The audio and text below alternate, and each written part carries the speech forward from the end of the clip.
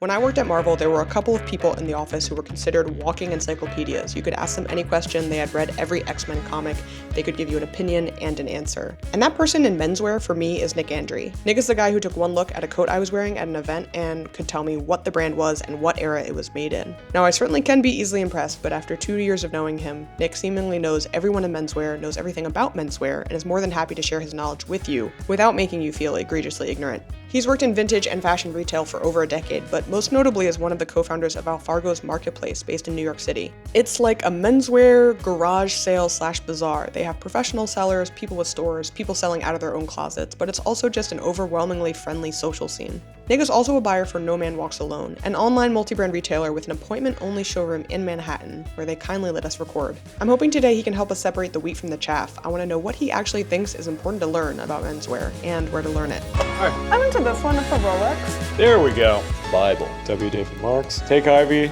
Look at the lapel. This has structure. Fabric, weave, a sweater. Patterned. All these are patterned. So many watches. My expensive taste. It's gonna be made out of paper. Wear a blue suit. Cut that out of the video. And Oh, thank you. Just one push. wait, do you know about this? Yes. I feel like that's a good base. I like this whole video series. When did you start getting into menswear? Mom, I'm sorry, this doesn't make you look like the most politically correct person in the world, but I remember I was like a little nerd kind of guy. I really liked playing video games and stuff like that, and I remember on my birthday, my mom was like, I'm gonna take you to the mall and we're gonna go shopping for clothes for your birthday, and I'm gonna like get you a new wardrobe. Oh, she was like, you need Basically. help. Yeah, she was like, she like pulled me aside and was like, hey, do you want to play video games for the rest of your life, or do you want to get laid? That is a sentence that I remember very distinctly. Word for word. Yeah, word for word. She was like, yeah, do you want to get laid? Like, do you want to get married ever? I was like, yeah. So you sort of got dragged, but then you were like, I'm gonna figure this out on my own terms. How did it progress from there? Oh, I was a big participant on the subreddit Male Fashion Advice, which I feel like is a pretty notorious place on the internet for clothing and stuff like that. Places like Style Forum, like Kanye to the, lots of going on message boards and getting harassed by people that were probably like twice as old as I am. What do you find is the most helpful? Because I think a lot of people go like you to these communities when they're looking for information, they're looking for help, they're looking for guidance, and it's a wild world out there. I'm sure you've gone through a lot of... Online specifically? Yes, I'm sure you've gone through a lot of Because I trial would and say error. getting offline is probably the most helpful. putting that shit on is the most helpful. But I feel like you have to go through that sort of metamorphosis. Yeah, absolutely. What is the most helpful? Like, do you think it's like a step that isn't everyone... touching grass. Yeah. But I mean, do you think that people just need to do it and then realize that they need to move past it? I think that... I guess, like, what information do you feel like you learned that was actually helpful to you? I mean, I learned a lot. I learned a ton. I do think that the online... I almost said manosphere. The menswear sphere now is different from what it was maybe 15 years ago, 10 years ago, even like since COVID or like pre-COVID. I feel like there's so much more noise out there, and it's a lot harder to parse information online and like trust it, at least in my experience. And I don't know if it's just like, it was always that way, and now that I kind of work in the industry, I'm a little bit better at like being like, well, no, this isn't like a thing or whatever. I think it's a good place to get started, but I'm always going to recommend actually like forming your own opinions, trying things on, doing things yourself, rather than just like staying there, because it can be a pretty crazy negative space for mental health, at least in my experience. Yeah. A lot of self-induced rage bait, I would say, coming from the online. Keeps you engaged.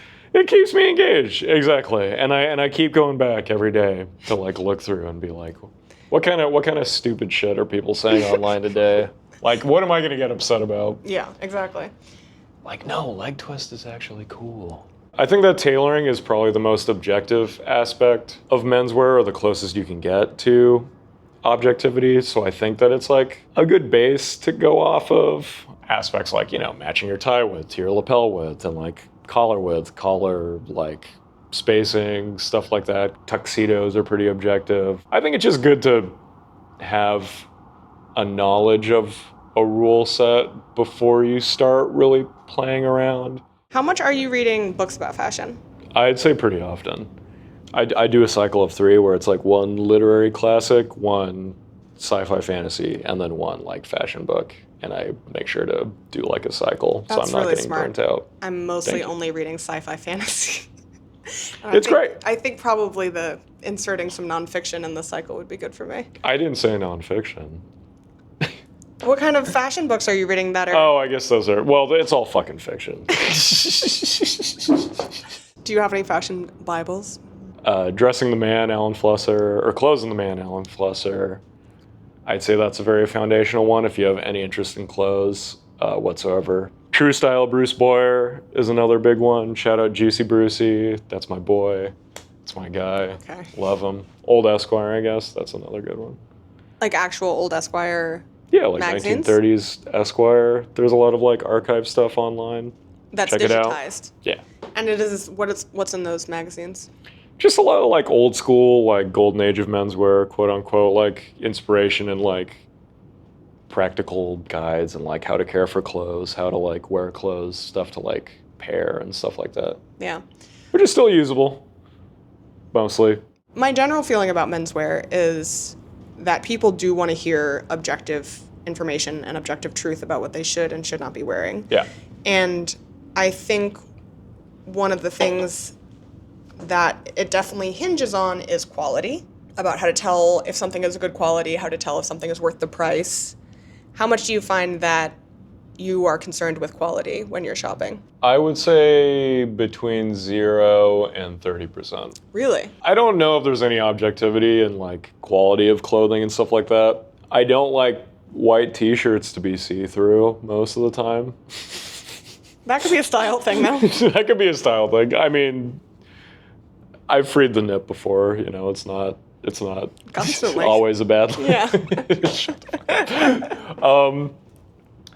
I think it's just such a subjective thing. There's so many different like vectors and ways of that clothing can fail. I think a lot of it has to do with like how you treat the clothes, your lifestyle, and also how you care for the clothes. I have Uniqlo socks that I've had for like 10 years and stuff like that. And then I'll have something from expensive brand X that falls apart after like 3 wears. It's just like, it's a crapshoot to me. Do I have certain preferences for stuff? Sure. What are your preferences? I like the buttons to button and the zippers to zip. You don't like things that are aesthetic and not functional. That's Things that could be functional. Yeah, no, I mean, my number one thing is functionality. I mean, no, I already said my number one thing was comfort earlier. My number 2 thing is functionality. Okay, comfort first, functionality second. Yeah. Is there a number 3 thing? Certainly not looking good. Style doesn't enter into it. 3, I would say, is can I throw it into the laundry and like fry the shit out of it? Oh, so you do want to be able to put it in the dryer? I don't have time to dry clean shit. I'm not trying to spend like $8 every time I wear a shirt. Yeah. You know what I mean? Life's too fucking short. I mean, I think that is an important thing to know about yourself, which is how much time do you have to care for clothes and find clothes and even wear clothes. Yeah. I like tuxedos. Will I have an opportunity to wear a tuxedo? Probably not. I've worked in this fucking industry for I guess kind of like 14 years, because that's when I started like buying vintage for shops and stuff like that. And I've never worn a tuxedo in my entire fucking life. Do you own a tuxedo? Absolutely not. No. My thesis is know yourself, know your lifestyle before you invest time and money into clothes. Clothing isn't an activity. Clothing is like just what you wear to the activity. Yeah. Clothing is not like the focus of basically anything other than like shopping and consuming. But it's also your career. It's also my career. But, you know, I'm not fucking curing cancer or saving lives. Yeah. A white Mersby Schwanen heavyweight tee, which I love, by the way, is never going to find the cure for whatever disease or whatever. You know what I mean? So, like, don't fucking sweat it. I guess, yeah, just don't sweat it, man. People get so hung up on, like, stitches per inch, like thread count, like stuff like that. And it's kind of just like, doesn't have to be that serious. Okay, so is there anything that you feel like is common advice that you would suggest not listening to? Not listening to? Common advice that I would suggest not listening to in terms of clothing? Yeah.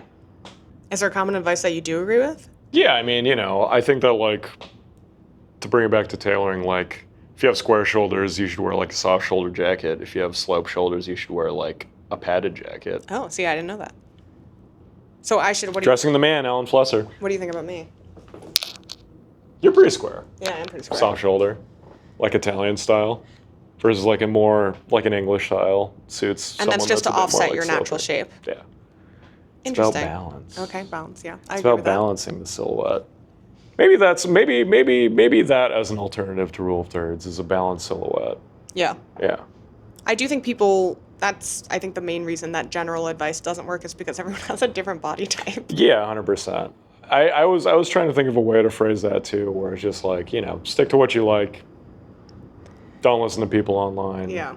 Don't be uncomfortable for the sake of other people. We are going to take a quick break to thank the sponsor for this video, Peak Design. They have just put out their City line. This is the 6-liter crescent bag, a beautiful blue. I actually know Peak Design through my husband because they make a lot of camera gear, a lot of camera accessories. The City line is a little bit more everyday carry, very sleek, but still wonderfully designed and hard wearing. They have, one of my favorite features is this table hook, because I have over the course of my life many times slung my bag across the back of a chair at a restaurant or a cafe and then left it there, completely walked out, until I realized that I had forgotten my bag. So that is a super thoughtful feature. Otherwise, beautiful interior pockets, so you have places to put things. I'm very excited to take this on my next couple of trips. Now back to the rest of the video. Do you have anything that was a Grail that you have acquired?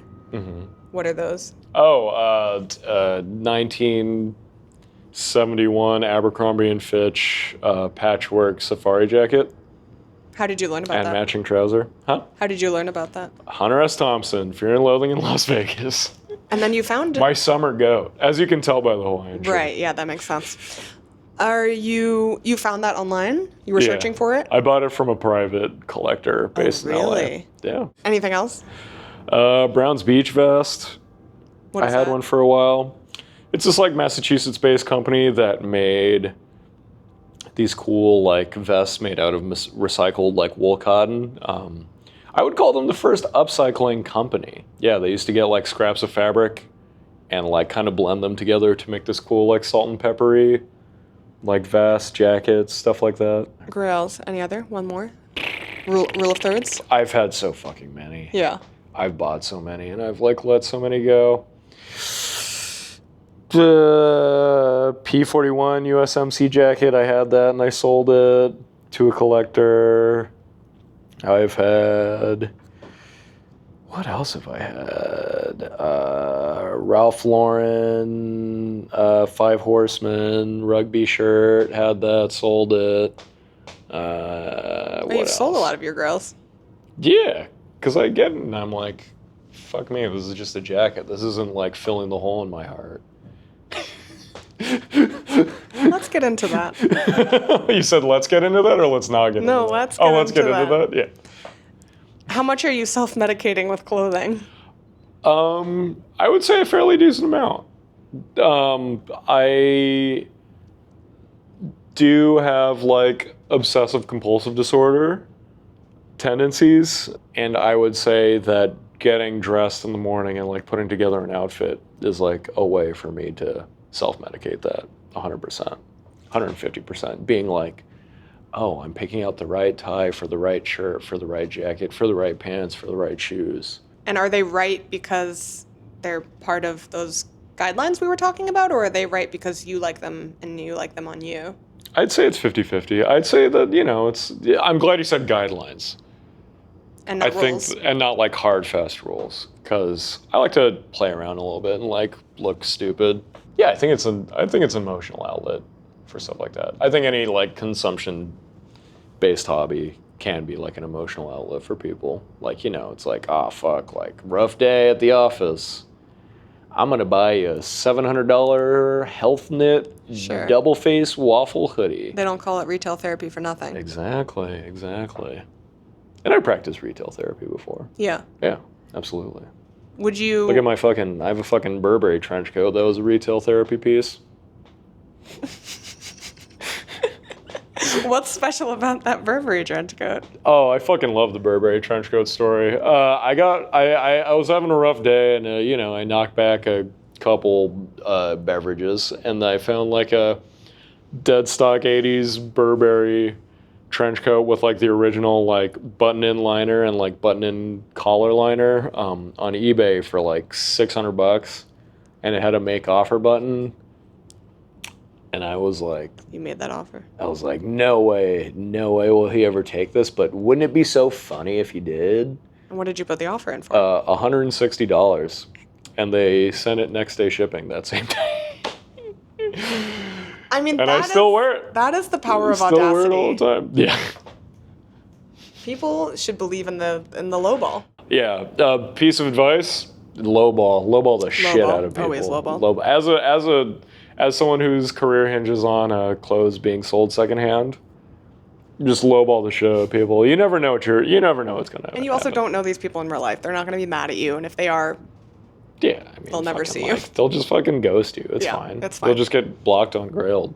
Don't worry. But yeah, man, that Denim Tears hoodie for $400, 60.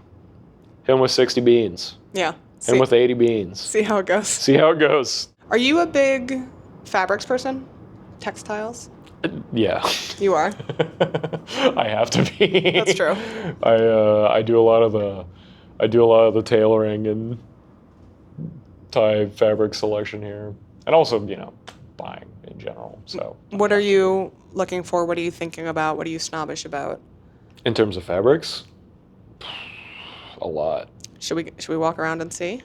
We can walk around and see. Fabrics. I want to talk about fabrics today, and I wanted to show off a couple brands that have some proprietary fabrics and why we selected them. Okay. It's all going to boil down to they feel good and they look good. This is a guy that we made here at No Man. It's kind of like a casual, I call it like an evening suit or like a casual tuxedo. Yeah, it's like this cool like covered button, self-stripe, plum, tropical wool from Golden Fox. Do you want to touch it? That's like really lightweight year-round, and yeah, we thought it was cool. Yeah, love the color on that guy, love the feel. How do they make tropical wool different than normal wool? Yeah, it has to do with the weaving. It's more of like an open weave rather than a closed like twill or a plain weave to kind of give little like, I guess holes isn't the right word for it, but to give spaces in the fabric so that air can come in, let your pits breathe and stuff like that. Yeah, it's cool. I'm a big tropical wool guy. Fresco, greatest fabric on planet Earth, IMO. And you wear it year-round also? Yeah. Not just in the summer? Yeah, 4-ply, Draper's Ascot, Fresco. You have not lived until you have felt or worn Draper's 4-ply Ascot, Fresco. That's the good shit. That's a fabric? Yeah. Why is the word Ascot in there? It's the name of the fabric book. But yeah, just nice, crispy, kind of like open weave, substantial enough so that it has like a nice drape. My view is that with suiting, you should always go for like mid-weight at heaviest because you can always just like throw a coat on over things versus, you're not going to wear a tweed in the summertime. But can you wear a Fresco 360 days of the year? Absolutely. Do you have a book on fabrics that you like? Like my favorite book on fabric specifically? Sure. Oh, you know what? Greg has a bunch of these, actually. Shout out Greg. No Man Walks Alone legend. Dressing in the Dark is a great one. There we go. Bible. New Testament. Alan Flusser, Old Testament. This guy, Dressing in the Dark, Medium Testament. Ooh. I didn't do that. Closing the Man, check it out. I believe you can go on like JSTOR and check it out for free online. Dressing in the Dark. This is a great one. Maneker, cool guy. Take stuff. Oh, Well, see, this is the one that people are mad that I didn't mention earlier. But yeah, Take Ivy. This is the 2011 reissue, which is a rare copy. I also have this issue. They've since reprinted it, so I don't think anyone really cares anymore, so it's fine. W. David Marx, Ametora. Another great one if you want to get into kind of the history of clothing. Style in the Man. I think this is the sequel to Dressing the Man, or Clothes in the Man. Good one. I'll also say Glenn O'Brien. Glenn O'Brien, How to Be a Man. Great book. It's more of a culture book rather than a specific fashion book, but that's a great one. He was a columnist for GQ for many years, and he also worked in like Andy Warhol's Art Factory as a photographer. sure. I would say very embarrassing book to read in public because it just has How to Be a Man in big letters.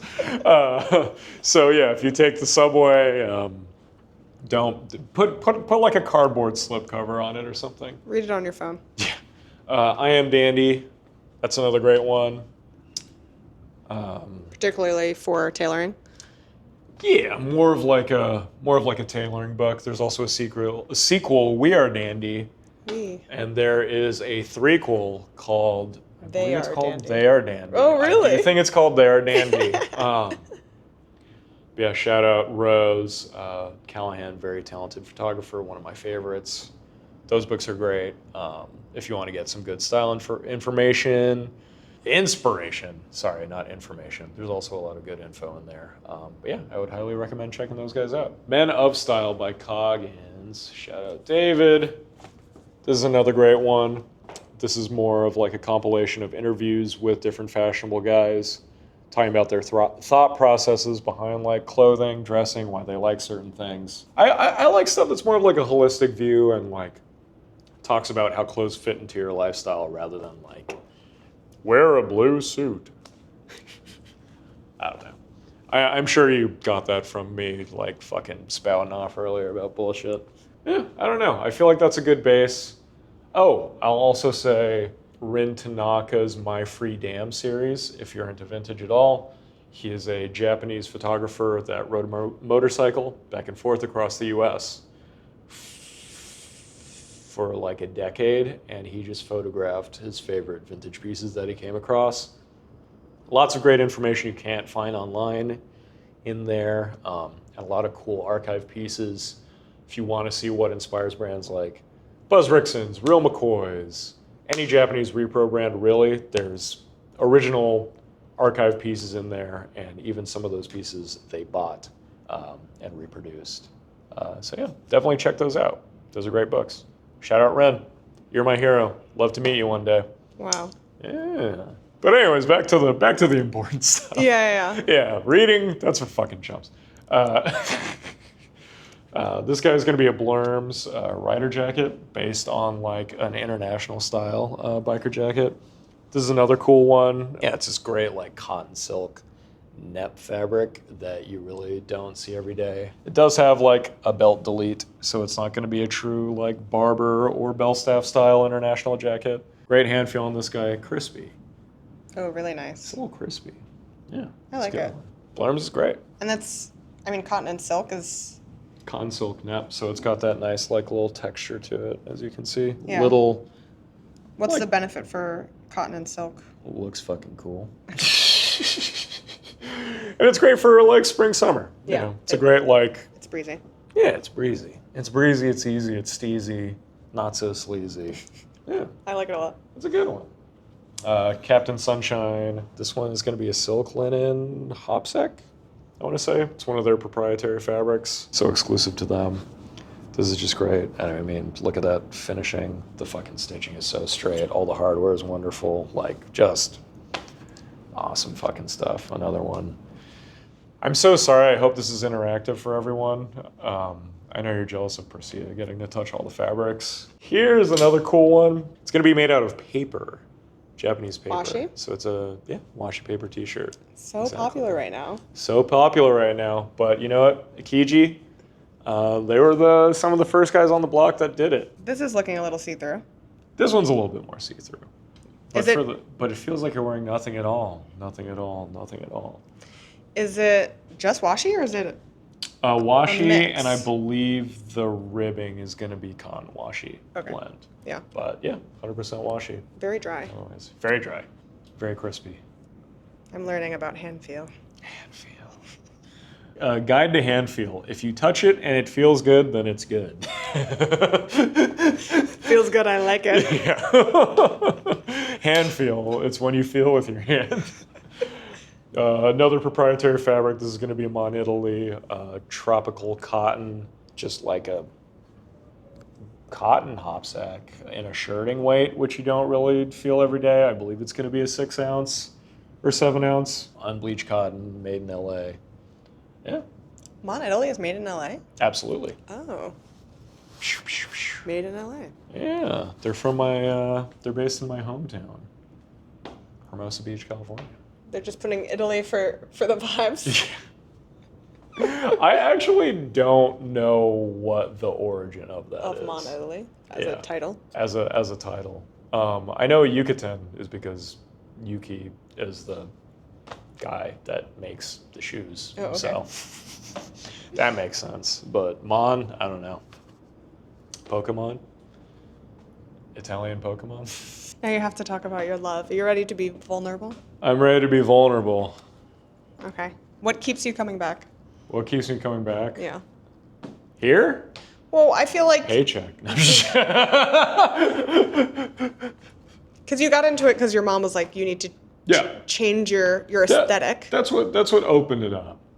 and I would then say. you kept on with it. It seems like mostly because of the community aspect. Yeah, I would say so, 100%. Is that still the thing that you love about it? Yeah, I think, come for the clothes, stay for the people. I think that rings true to me every day, I think you meet a lot of very artistic, well-rounded people in this world, which is funny because we dress like it's a Young Republicans club in college, but Not everyone.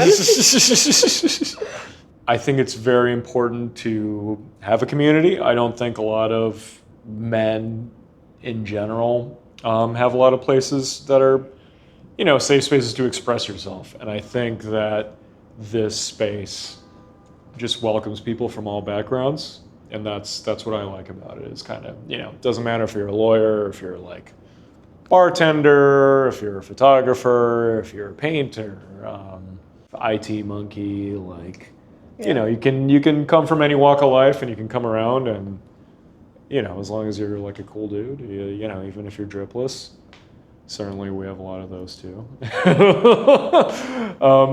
You're welcome with open arms. I think that was the surprise to me when I started hanging out in real life. They're just people who work It's just normal fucking people. normal jobs who just normal hang fucking out. people that come around. Yeah, it's just we happen to wear ties or Hawaiian shirts. Yeah. Yeah.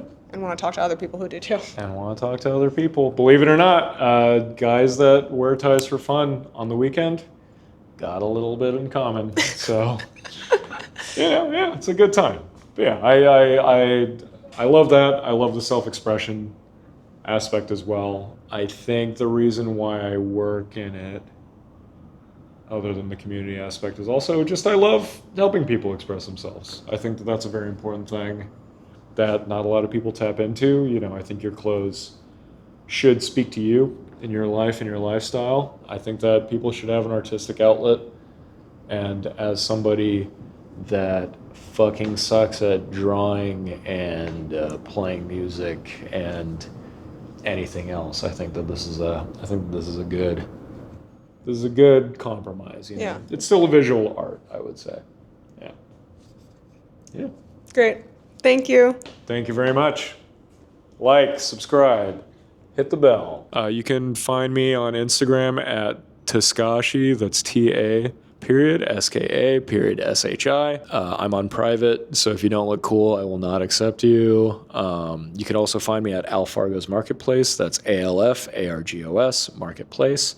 New York City based. We do events about every 5 weeks. Come through, say what's up. It's free to get in. There's alcohol, there's food, there's cool people. Come for the clothes, stay for the people, I would say. Yeah, say hi. Come through. You have your own mic.